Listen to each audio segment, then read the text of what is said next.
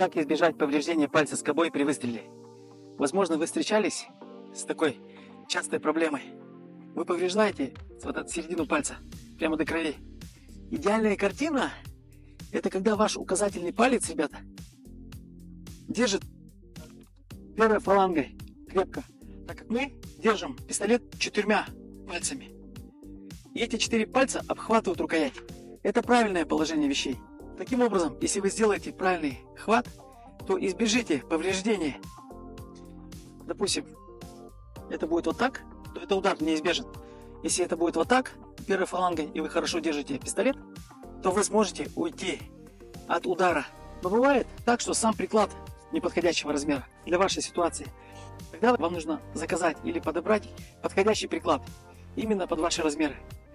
В наших прикладах все нужные размеры учтены, и такого не происходит.